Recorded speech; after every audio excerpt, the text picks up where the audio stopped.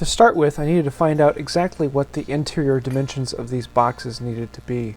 So I got the Stanley 55 and the 45 out and started playing around with how I wanted them to organized inside of the box. And that then gave me the dimensions to fit into.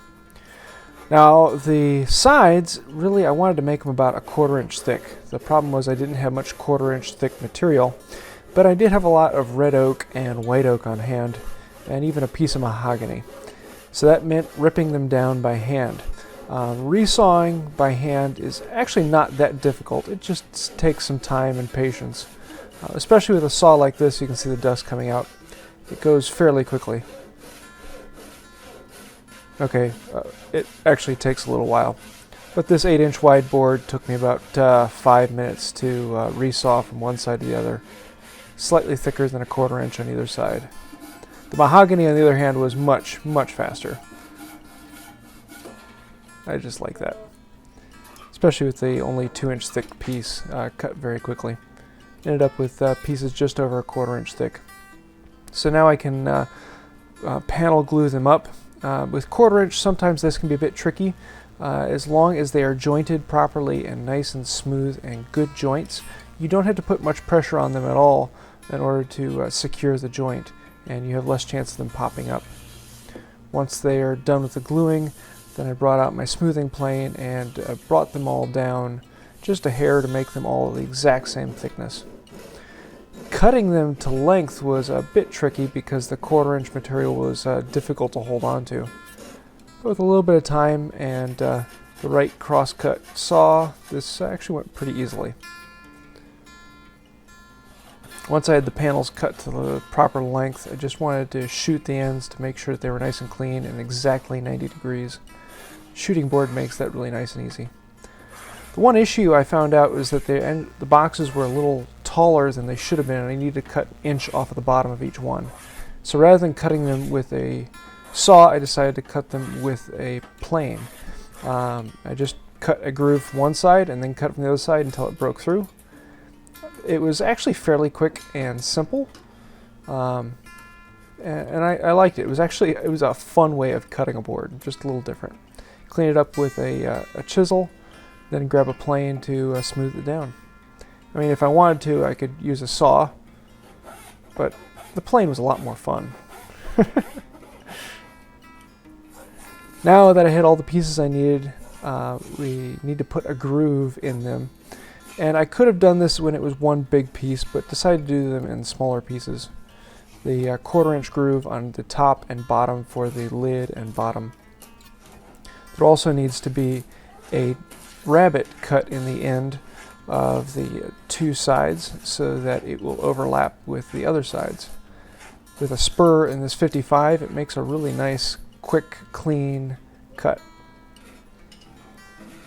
And on one of the sides, I needed to cut off the groove that I had made so that that could be attached to the lid, because the lid needs to have a space to slide into that slot. I'll use that little piece a little later. Now we can glue up all the sides. Sorry I didn't get the carving. For some reason that wasn't shot. Here's a link to one of the videos where I actually showed the carving work. Gluing up the box is pretty straightforward. I use a straw to clean up the glue on the inside corners. With shellac, it doesn't have an issue of staining the wood, so I can just scrape out any excess glue. Once the glue up is all done, then I need to put some splines in the corners just to strengthen them a little bit. I make tick marks on one box and then transfer that to all the corners, sort of using it as a storyboard. The splines are made from this purple heart that I resawed down, and I'm just now smoothing out with the smoothing plane. Brought it down to 0.03 inches. Then I can cut it with a pair of scissors. This is much easier than using a saw on this thin of a stock. I could use the knife on the 45, but just decided to use scissors. Then to cut the splines into the box, just use the tenon saw to cut down on a 45 until it looks pretty close. And then I made a mark on the spline material, so if I slide it in there, I could actually see all of them being the same size and same depth. Then I go about gluing all of the pieces in place. I'll just slide them into the crack and break off the excess. I find that it works pretty well to actually break it off. If the space is nice and tight, it breaks fairly cleanly. Then I can just come in with a chisel and clean off any of the slag. This actually cuts off really easily, and this is fun. I enjoy this part. Also need to cut off some of the slag inside because they were made a little larger by intention, so you get a little bit of the look on the inside as well. Now here's that little piece that I cut off of the one side of the box. It needs to be glued onto the lid so that when it slides in, that top rim of the box is on the lid as well. After gluing it up, I can then do the final fit and make sure everything slides together and is nice. After fitting it together, I realized that it was a little difficult to slide out, and I didn't want to grab that little lip that I glued on, so I decided to drill this hole through. Very, very carefully drilling it through. It was nerve-wracking. Didn't want to ruin that. With a smoothing plane, I can then come in and clean up all the sides of the boxes, and then I give everything a good chamfer, 45 degree. Just do it with the plane right there.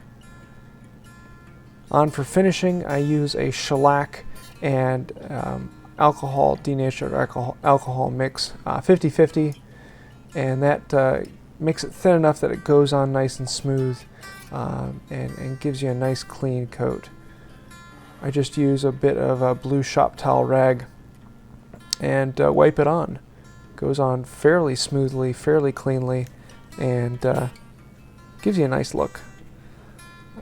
I like using the rag over a brush. I just find I get a little bit better look from it in the end. I love this part when the grain comes out. I'll sand in between with a 400 grit, and I'll do 5 coats total. And then final, after the last coat, use a steel wool and paste wax. Let it sit on there for about 20-25 minutes, and then come in and buff off the paste wax. And you're left with this really nice satin sheen that looks good. Now I can fit all of the bits in and make sure it all fits as planned. It's always good when a plan actually comes together. Then let's close them up. I was really pleased with how these came out. It ended up being far more enjoyable than I had expected, and I hope John likes them.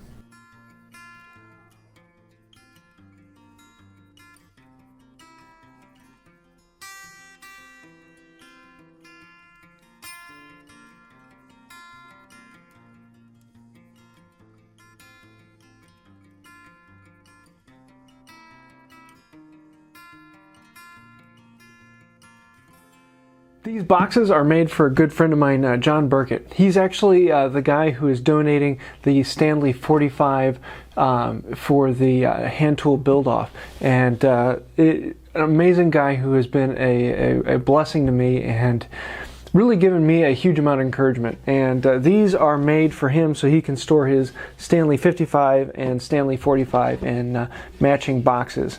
They were really a lot of fun to work with, and a bit of a challenge in some ways.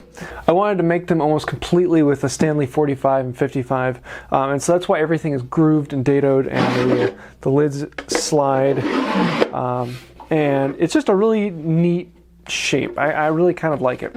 The woods are red oak and mahogany. The mahogany strip is actually a tiger strip, and so it has this switching grain, which in the light kind of reflects differently. Except for the lid, that is made of white oak. I thought I had enough of the red oak, but I ran out, and so I had to grab a couple pieces of white oak. But I don't think the white oak and red oak really stand out that much differently. I really hope he likes these, and I'm going to look forward to giving it to him next week. And well, when you're watching this, I probably have already given them to him. So I hope you like them, John. So that's about it. I hope you like this. It was a really fun build for me. If you did like it, please hit like and think about subscribing. Also, if you saw something that I could have done better or something I can learn from next time, please let me know. I'd love to hear about it in the comments below. Or if you just want to say hey, I'd love to hear that too. Feel free to check out one of my other videos. You might find something you like there. And until next time, have a wonderful day.